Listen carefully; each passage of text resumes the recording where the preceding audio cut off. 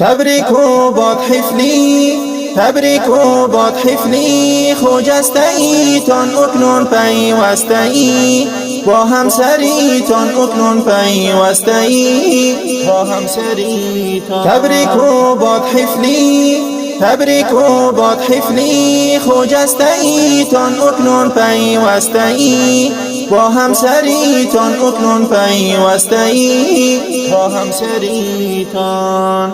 به آرزو رسیدی، به آرزو رسیدی، نورست جوان دو مولا عبیده، گلدست جوان دو مولا عبیده، گلدست جوان.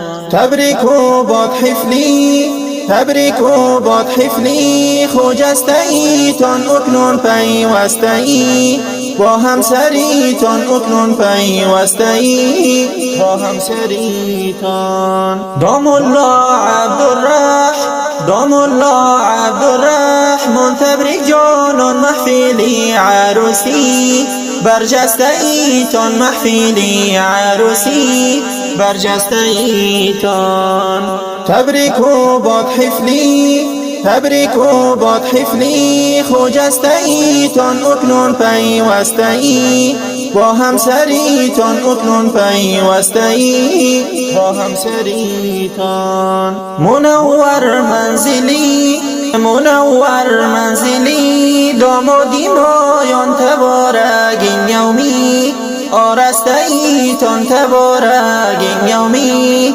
آرسته ایتان. تبریک و باد حفلی، تبریک و باد حفلی، خجسته ایتان اکنون پیوسته ای، با همسریتان اکنون پیوسته ای، با همسریتان. دام الله عبدالرحمن، دام الله عبدالرحمن، تبریک جانان محفلی عروسی، برجسته ایتان محفلی عروسی، برجسته ایتان. تبریک و باد حفلی، تبریک و باد حفلی، خجسته ایتان اکنون پیوسته ای، با همسریتان اکنون پیوسته ای، با همسریتان. تهنیت باد بر تو، تهنیت باد بر تو، عالمی جوان زوجه صالحه، عفیفه ایتان زوجه صالحه،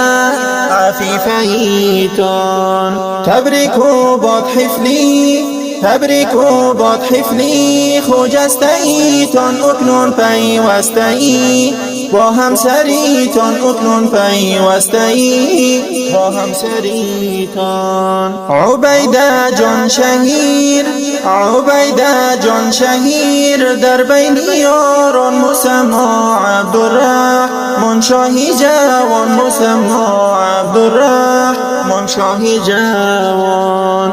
تبریک و باد حفلی، تبریک و باد حفلی، خجسته ایتان اکنون پیوسته ای، با همسریتان اکنون پیوسته ای، با همسریتان. میهنش معطر، میهنش معطر، جان بلخی باستان گل و گلزار بشد، البرزی جانان گل و گلزار بشد، البرزی جانان.